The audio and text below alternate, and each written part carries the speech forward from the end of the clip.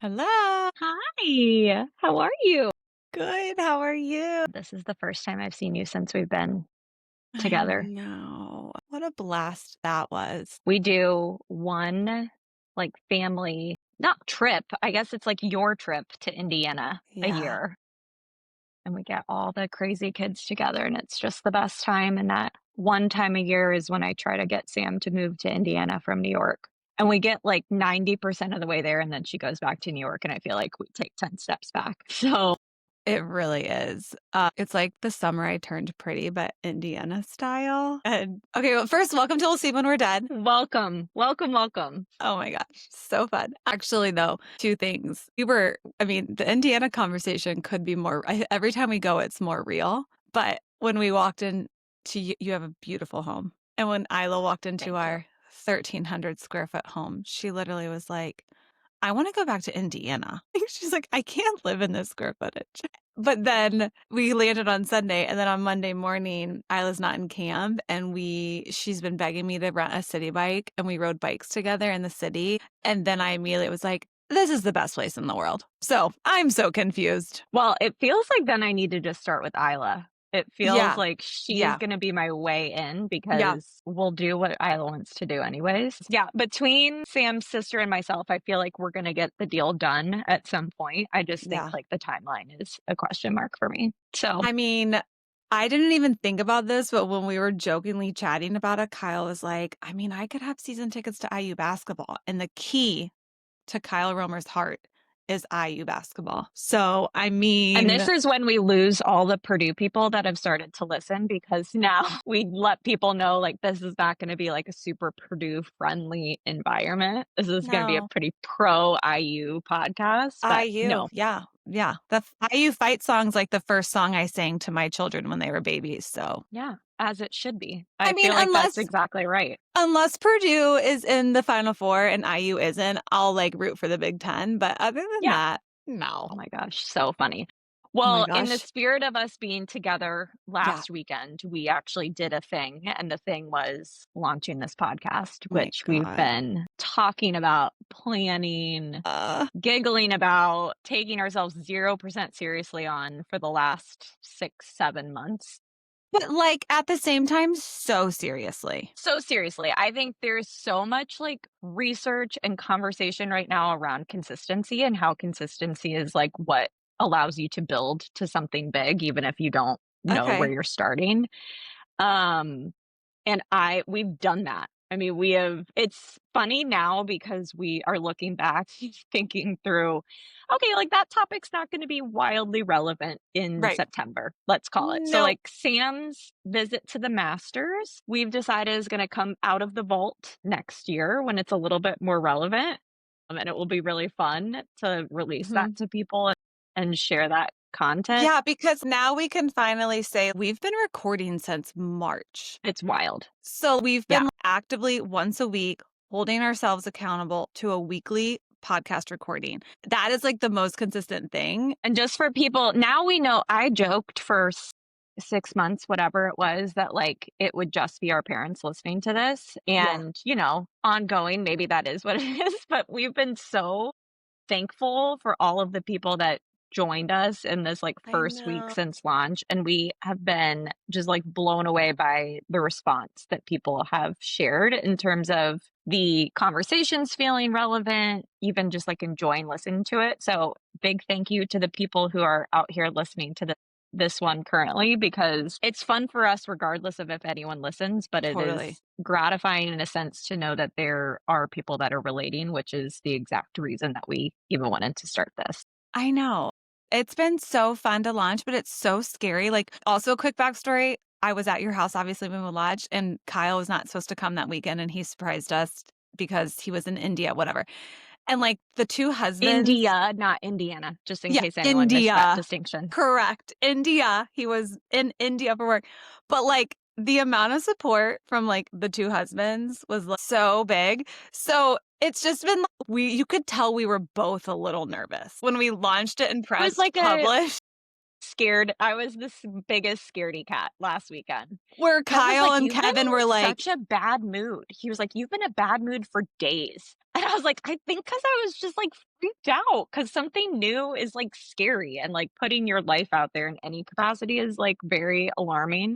I have been laughing because clearly the TikTok algorithm knows that we've done something because it keeps giving me all these videos about riding Cringe Mountain, which is, like, what everyone equates, like, when you start, like, a TikTok or you Uh-huh. start a podcast or whatever, like, you Yeah. have to, like, ride on that for a while where you just Yeah. feel very cringy, and I Yeah. felt that way this week, but I've also felt, like, very warm and fuzzy. Yeah, So, it's been so, so fun. So I will probably do this one like we say live, but we actually do have some good ones in the vault so that if we do publish it and you hear us, like if you hear Lucy wishing me a happy birthday, my birthday is not in October, it's actually in March. my So mom already made sure to let me know that she was like, "You know, when you were talking about the time change, that felt really confusing." I'm like, "Yep, there's gonna be those moments, but we will try our best to keep it more relevant." my mom, on the other hand, when I told her that we had started a podcast via text, she didn't really know what that meant. So she just Googled Lucy and Sam podcast. And She did she some find us? For some reason she had a really hard time finding it, believe it or not. I had to send her the direct Spotify link. It was like such an amazing moment because my mom's like kind of going blind. So she's on her phone, like, and then my dad's he has hearing aids, but sometimes he takes them out. So it was like late at 8 p.m. I'm calling her and she's like, so proud of me. It's so sweet. And then she's like, Mark, did you hear that? She's like screaming. They're like 2 feet away. Your daughter started a podcast. And he's like, what? I'm like, oh my God. But we figured it out. They're We figured it listening. out. Yeah. My I did gosh. laugh because I was like, "We started a podcast," and they replied back, and they're like, "Yeah, how would I find it? How might I find it?" I'm like, "I didn't tell you, like, there's a title for it or anything." So, we're just really newbies and learning Newbies. as we go. Well, before we get into our topic, I do always find it funny that, like, the title of this is "We'll Sleep When We're Dead" because inherently our children are just pretty rough on us when it comes to the sleep, and last night was no exception. So No. we pulled the plug on the pull up for the big dude about a month ago because I'm like, it's time. Like, really, what are we doing still with this on? Because he didn't need it. So it's been fine, which has been great. And I'm like, oh, why didn't we do this sooner? Last night was one of those nights where I was deeply asleep at 2:45 in the morning and had just an actual jump scare of a human in my face No. at 2:45 waking me up. No. And it was one of those times where you're like, "Just why? Why are you waking me up?" The conversation went, "Hey, mom, I peed a little bit in my pajamas." I was like, "Okay, like, what do we need right now?" He's like, "Really nothing because I didn't actually pee in my sheets." "Okay. Do you have new pajamas on?" He's like, "Yep, I do." Why are you standing here? Why are you Oh my waking me up right gosh. now and then coming all the way down here to wake me up so that I can now walk you back to your room? It was just like he needed to My just bring me along for gosh. the ride. So then what am I doing from 2:45 to 4?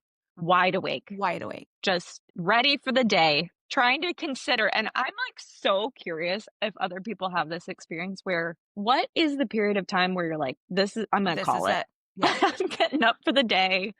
We're just gonna get after it." It Yeah. was if I hadn't fallen asleep, like, at 4 AM, it would have just been time to go, but he's old enough to solve the problem himself now, which is incredible, like, new set of pajamas, we've identified the sheets aren't wet, yet we still just need me to Yeah. walk him all the way back to his room to just get Yeah. him resettled, so That's funny because how many nights ago was that? that was last night.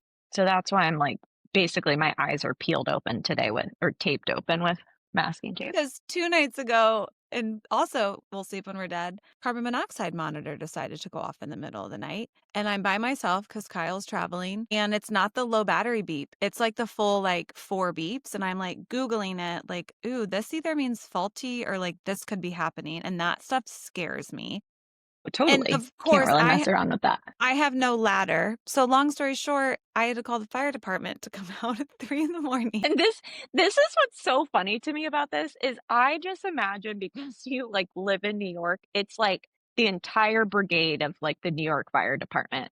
Well, Like, it's that is funny. what happens in my imagination. Everyone's outside on the streets, like, I'm 2 fires trucks show up, but I'm on the phone with 911 being like, "It's not an emergency," and I tell the guy that, and the guy's like, "Ma'am, we do not mess around with carbon monoxide. We have to come check it," which actually I'm really glad they did because it gave me a peace of mind, but I was like, "But sir," okay, everybody has these type of buildings in New York. I was like, "But sir, I have an electronic door, like, how will I know if they're here?" And he was like, "Ma'am, you'll know if they're there because it's 2 fire truck sirens going off, like, of course I know that they're there." My So anyway, gosh. they were so nice. Like, with So lights and sirens? Like, they were, like, yeah, fully and the full. girls slept through this? Well, by me messing around with it, mine only in my bedroom was going off, and all the other ones were green, but mine was going off, and then I twisted it and I clicked something, so then all of them went off, the whole apartment. So all the girls got up Oh my screaming gosh. like, "Mom!" Okay, so I finally get them down. I'm just like, "Be quiet. Don't worry." So then I get them down, and then the firemen come up, and I'm like, "Can you guys be" There's 4 massive firemen in their getup walking through my apartment. Again, 1,300 square feet, very tiny place, and I look over and Finley is just, like, peeking her head out the door like, "What is happening?" Like, Isla's "Mom, peeking her what's head out the happening?" door. I got them back down. The firemen were so kind, talked me through off my ledge. They were actually like 4 beeps does usually mean something, like, they were really nice about it. But then the best part about it all, okay? So, yeah, this is to your question. This is my classic, I know you do this. I'm like, it's 3:30 and I'm starting counting. I went to bed at 9:30. I'm like 10:30, 11:30, Yeah. 12:31. Like, I've at already this gotten 6 point hours. Like, are we yeah, 5, done? Yeah. I'm good. But then I, like, actually fall back asleep. And another city thing, at 4:20, the doorbell goes off because Amazon is delivering something at 4:20 in the morning. Uh-huh. And I'm like, "If I just lived in a suburb house, you would just throw it on my porch, but instead I have to get back up." Yeah. You know Anyway. what? The pros column is really starting to add up. So I feel like every time you're giving me one of these, I'm just putting it mentally over there to leverage and at a later date. Well, we've gotten feedback that people like 30 minutes, so we're gonna have to talk really fast because we're Power. Power. The best part is editing 17 too, though. minutes in. Sometimes they're like 37 to 40, and the magic of me editing gets it down to like 32. You would be surprised. But My yeah, so God. we actually have had a pre-recorded kids one. We didn't really talk about like the journey. So our first episode was why are we doing this? Our second episode was our journey to career. But then the other part of this whole podcast is the fact that we're moms. Like, so it's fun to talk It's about. kinda like the biggest part. So, Yeah. yeah, It's kind of fun to give one more background of like who we are. And then after that, it'll be, I think, just more fun topics that we like to tackle as moms. But the totally. journey to motherhood is, surprise, surprise, very different for each of us. Mhm. Yeah. So, yeah. Well, Do you, you had kids first, so I think you should go first. okay. Is that how this works? Sure. Why not? Okay. Um, so I always knew I wanted to be a mom, but I'll be honest with you, I did not know what it was about. This is like different than what I expected it to be about. Like, what? Nobody tells you about like potty training or like, anyway, Also, everyone lies to you about bedtime. The whole I think we've talked about this in other ones that probably won't get released, but, like, the whole rainbows and butterflies that go around, like, you singing like a Disney character songs before lullaby. bed and then, the slow blinking to sleep. None of that is real. No, the It is matching like pajamas to make it look cute is just getting us through the worst 30 minutes of the day. mhm, mhm, Anyway, yep. so Kyle and I got married super young for whatever standards there are out there, but we were 24 and 25. I think he had just turned 25. But we had made it like both very clear to ourselves that we did not want to have kids young, but we had moved to Chicago and actually had then moved to San Francisco. And he made it very clear like 30 is the youngest I will have them. Mhm. And I'm actually like really grateful because You did a lot around of fun things in that time frame. so So, much fun things. Like, I am yeah. so grateful. But around 28, I started to get that, like, boredom itch of, like, I don't know, because again, the career of being a teacher was never, like, something I saw for the next, like, 50 years, which I think is interesting when you talk, like, I never had to think about, at what part of my career is it the best time to have children? Like, I Yeah. just was like, Totally. when in my selfish life works for me, which I know in your world, there's so much that probably goes into the older you get, like, what's the right time to have my kid, where Mhm. me as a teacher was just like, "I think I'm ready." And just like spoiler alert for anyone listening that doesn't have kids, there's never a right No, time. So, no. just spoiler Or alert. there's, like, this magical idea of a right time, and then you can't it takes you forever to get pregnant, so whatever. Mhm. But, yeah, so I knew it was gonna take me a really long time to get pregnant because my periods are whack. Like, I would have, like, 50 days in between, then I would have, like, 22 days in between, and then I would have, like, 60 days in between. But my doctor in San Francisco was very, like, We don't even talk about things until a year. You do what you need to do. And so surprisingly, after like 3 months of like, or three maybe times of trying, like I really wasn't doing a lot. I got pregnant and I was like, what? This is crazy. Like I was 29, but I would have it when I was 30. And I was like, okay, this is like, okay, this is easier. But that 10 weeks, I was the biggest raging bee. I was the most hormonal meanie. I was horrible. And I was so scared because I was living in San Francisco and I was calling my mom all the time, being like, this is so weird. Like, I don't feel pregnant, but I know I'm pregnant, but I'm mean. Like, I can't tell my kids at school. I can't tell. You can't talk about it. And then, but we were excited. And then that baby was due in November, which was great. I was like, oh, I was going to go back to teaching and then have the baby in November. And then I'll never forget it. 11 or 12-week appointment. I forget which one. The day of my appointment, I went to the bathroom and had like some major bleeding and called my mom, like panicking. And she's like, it's okay. You have an appointment. And then sadly, that one did not make it, which was my first experience with a miscarriage. I don't know. People like, I know people always say people don't talk about it and you hear people talk about it, but I don't know. I felt very much like everybody just has babies when they want. Like, I don't. And so, Feel like and maybe it's one of those things where, like, once you experience it, then you hear more yeah. about it or whatever, but similarly, I mean, I just don't feel like people for a really long period of time talked about infertility or miscarriages. I don't know if there No. was like a stigma around it or whatever. And I'm always so curious. And I knew we were talking about this, so I wanted to look it up, but I did not. I'll have to ask chat later or something. But Yeah. like the prevalence of infertility and miscarriages feels so much larger now than it ever was like when our parents were around. And I don't know if that's just because no one talked about it or because Yeah. the technology was so different then that like you didn't know as soon that you were pregnant. I've always wondered this because Yeah. I'm very, very curious because there is almost no one in my life that hasn't had some experience with either or. In our generation, but I remember calling my mom, obviously, she's the first person I called, sobbing uncontrollably, and she even was like, "Gosh, Sam, I don't," like, she was so heartbroken because even she didn't feel like she knew a lot of people. So, like, clearly it was Right. not being talked about in, like, our parents' Totally. generation. Anyway, so that was, like, super, super hard, but I will say what was, and then I can, like, fast track the rest of it. What was the hardest part about it is, like, I faint at doctors. I have white coat syndrome. My dad faints. I have been known to faint. It's like a party trick. So I had known this whole time that, like, if I had to have a C-section, I would do it. But like, I remember my hospital tour, that's the only time I got really faint and would have to sit down, whatever. And the OBG sitting with me, and she was like, I'm going to give you all the time you need. You could go to the hospital right now and have a DNC, or you could get like pass it naturally. And I just was like so overwhelmed because I did not research any of these options Right. pre-kids. Like nobody tells you Right. to research this stuff. But going to a hospital and going into like an operating room sounded so scary.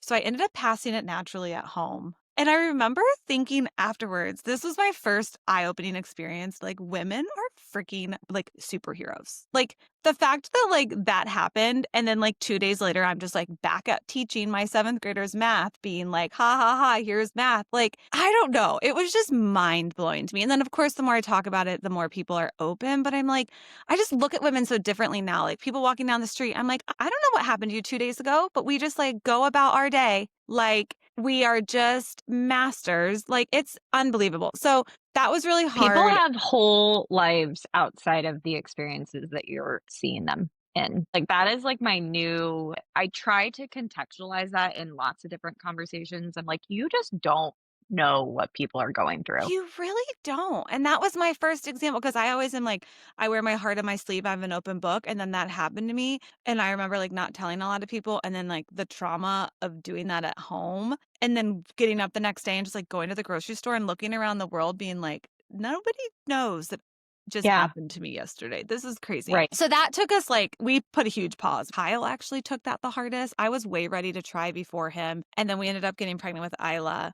And that was great, and then we ended up getting pregnant with Finley, and we were really, like, we actually neither of those, but my first was my only miscarriage. Finley took me a lot longer than I wanted, But then on the crazy wild side of that, we, like, had just dropped the hint of having 3, and I've always had IUDs because that just, like, works for me. My midwife was like, "You should get the, like, non-hormonal or whatever, which one that doesn't have hormones. It causes you to have really heavy periods." And after 2 of those, I was like, "Get this out of me." And Finley was 8 months when this happened, and I got it out, and they looked at me and they're like, "You are fertile the moment you take this out." And I'm like, "Yeah, it takes me a year to get pregnant. I'm fine." And 1 week later, Ruby Kyle was blinked at you and you got pregnant. magically, and what's so funny about this in this podcast, Lucy was the first person that got that positive pregnancy test because it's just crazy the journey, like, and you hear about these people who've gone through IVF too, and then their third is a surprise, and not that that was my journey because I did not have to do IVF, but the sheer fact that when we got off of birth control, it was like, "Oh, I need a year, let's get my hormones balanced," and then that week, I got pregnant, but I remember I texted you and was like, "Lucy, this is not old." Like, this is not a joke. Ruby's 8 months old. How is this happening? Like, how is this happening? But yeah, it was wild. And then you thought, I'm done or I'm not done or where's your head been in terms of like having another? After the 3, the first 2 years of having 3 have never rocked me more than anything, and I will be the first to admit that 2 to 3 by far is the hardest thing I've ever had to do, and yet, if Kyle even thought about having 4, I would do it. So, I don't know what's wrong with me. I don't know, I've lost it. I've lost it. I've heard about this with people that 3 but I've lost it. But It won't what okay, happen. going back to kinda like the premise of this show, like how much does the fact that you are home play into that, like, desire to have a 4th, do you think? So I don't think I really think about I want a 4th because when I'm, like, 55, I want 4 kids around the table. But Yeah, on the flip side of me being at home, it's like, if I can just get through the first 2 years of the 4th kid's life, I will be, like, yeah, the happiest I can be. So I think I've now just been like, "Well, I can do it." You know, I think with 2, it's, like, a little bit more scary of, like, how am I gonna have 3? Where 3, everything is different. Everything is different. Hotel rooms, travel, cars, everything. So 4 is not that I'm like, I've already done this so many times that, like, yeah. Ann Island, Finley would be so easy and helpful, but it's truly not on the table. I would have to get a new husband. That's how I joke about it. Like, I think that's how I can be so open about 4 because I know how. I know how. It's not I mean, Kyle's just getting the hang of 3, and we're almost 3 years in. So So it's not looking good, but, you know, it could be on the table at some point. but also to your point, like, I don't ever have to think about my career with 4. I don't know, in 2 years, all my kids will be in school. What's another one at home? Like, it's not like it really yeah, like, I can kinda just, like yeah, if it works, it works. I don't really need to worry about my long-term plan, like maybe you would have to worry about it. Yep, and I will tell you, we're not shop's closed around Jobs here, are closed. so we're not trying to have another child. Yeah, but your I guess that's journey is similar and different. similar and different. So we kind of always knew we wanted 2. That was always in the cards, and I think unlike Sam, we joke about it. We just would, like, think about having a kid and would get pregnant. That was, like You guys are I've never had any literally issues with that.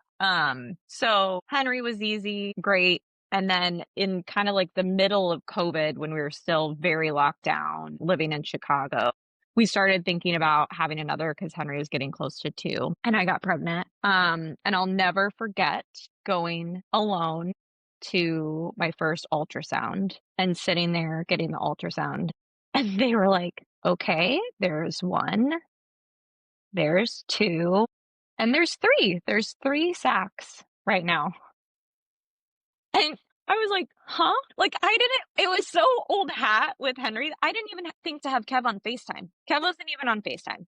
And the wildly ironic thing is he didn't even pick me up from the appointment. Our nanny picks me up from the appointment. And she picks me up and I'm like, "Kylie, I need to show you something." Like, I don't so that was a crazy, wild shift in our mindset of, like, And we not wanted 2, the other now crazy we're gonna thing have is, like, 4. you don't have twins and like, it's not like you were like, No, "This isn't we this were is" not it was not IVF.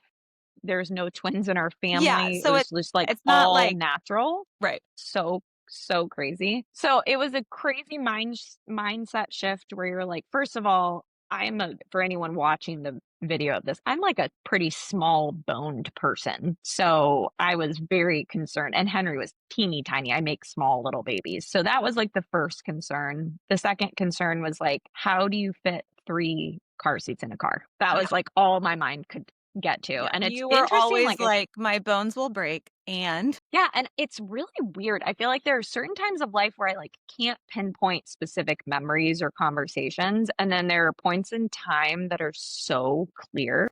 And I will never forget, we had that ultrasound, we packed up the car and went to Indy. And I remember when I was in Indy being on the phone with you, going on long walks and just like having straight up panic attacks where I was like, I don't know how this can even happen or work or whatever. So while it should have probably been like more of a time of joy, it was like honestly like pretty panic induced. you were So freaked out. Yeah.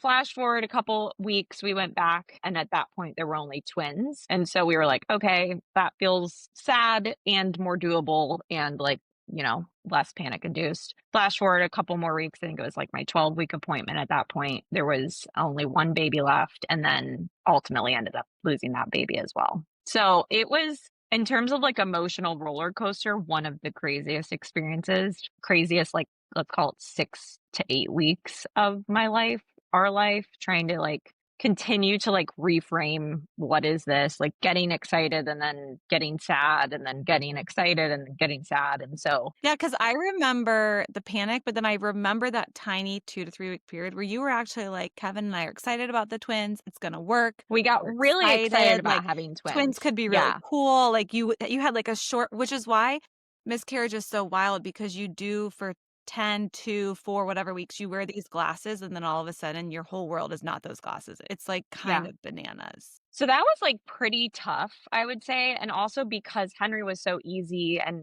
whatnot, like, it was just wild going through that experience, and that's why I am now so much more empathetic when people talk about either their infertility journey or their miscarriage journey, because I recognize that it is, like, there's no one size fits all for anyone in this, experience. So, I wanna say it was, like, 4 or 5 months later, we got pregnant again. That one also ended in a miscarriage, and so at that point, it was just, like, sheer frustration where you're like, I don't understand. I had never heard of someone having a baby and then having so much trouble in between, Mhm. and this is part of the reason we were, like, even open and vulnerable to talking about this, because I think the people that are listening to this, I'm hoping are can relate and head nod to the fact that, like, it is really hard, and this is So probably a hard. part of motherhood that I don't think people talk about enough.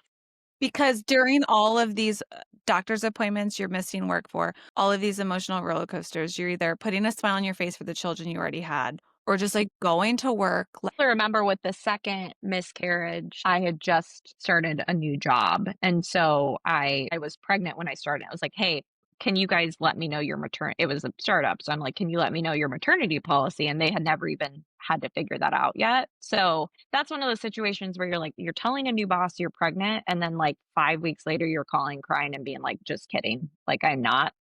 Just an odd experience, and then our pipey girl, I mean, I the funny thing with Henry was that when we got pregnant with him, we were in Ireland, or found out when we were in Ireland, and I remember being so frustrated because we went on a bike ride the day before. I work out all the time, my husband never works out, and I'm on this bike ride just hoofing it, and I'm, like, so out of yeah, breath, I feel yeah, horrible, and I'm, like, angry at Kevin the whole time. yeah, I'm like, "What?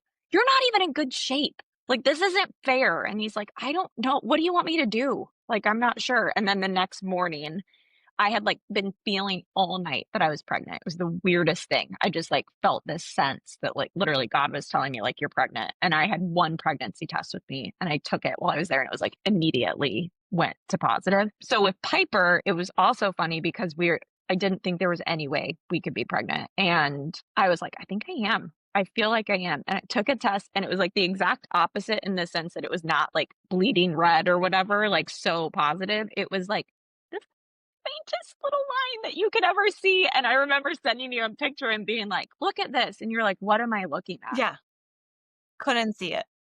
It's literally not, and I was just I knew it. I knew that I was, and here we are with our small little stubborn girl, Mhm, mhm, strong-willed girl, which I'm always like, she was the one that we were meant to have, and she's like mhm. the perfect completion to our family, and it's really easy when you get to the end of this experience and you're like, "This is how it was meant to be," and I truly feel that, but it doesn't take away from the fact that It's just kind of crazy, yeah, the, like, mental load of that Yeah. and, like, the Mental load, a common theme in motherhood, whether you're getting pregnant or you have kids, it's really something interesting that I'm sure we'll talk about a lot. I know. That is kind of another part of not wanting for is, like, I really don't wanna go back to that, Yeah, like, effort, that month to yeah, month. Like, that 2-week wait is really hard. Is it worth like, that was, like, 7 years of life. That's a lot. totally. So that's Man, where we're at. Sam has 3, I have 2, I'm very much done. Sam's an open book. So, well, Sam is an open book. Her husband is a very closed book. Kyle's about to get a lot of comments from people that are gonna want you to have that 4th. And a pod baby would just be really exciting to talk about. So, Sell Kyle, do me it for the on the content. sell Do me on it the for the 4th. content. Okay, do you have a product or a thing that you've done for yourself? Trying to think. I've been I don't like know. I know, I've been so also now that we can talk time relevance, I'm still in summer. Yeah, I know, Like, which is I wild still to have a me. Like, week and we've a been half back in left of school for summer, 3 months at this and point. kids aren't all in camp. I'm barely you know what? I'll say what I did for myself. Great, and I have a product I just Okay, thought of. great. I've already said this before, but it means, like, I love this. Training for this marathon has been so hard with Kyle traveling in summer and no camp, and I've been switching which program I want, and I think I'm gonna follow this other program, but it has way higher volume 3 days a week and cross training 2 days a week, and I absolutely love berries, and I consider that cross training even though it's still running, but it's, like, way more weightlifting, but Mhm. Kyle's finally home, and Williamsburg opened up a Berries, which I can walk to. I did 6 AM berries today, and it was, like, the best gift to myself because So great. normally I've been like, there's nothing better than working out at 6 AM for me, but also doing it knowing that I don't have to use up school time, and I haven't really let myself have berries, so it was the like, 6:10 is just the best time, and it was the best. I love it. I love Yeah, that for you. it was a great.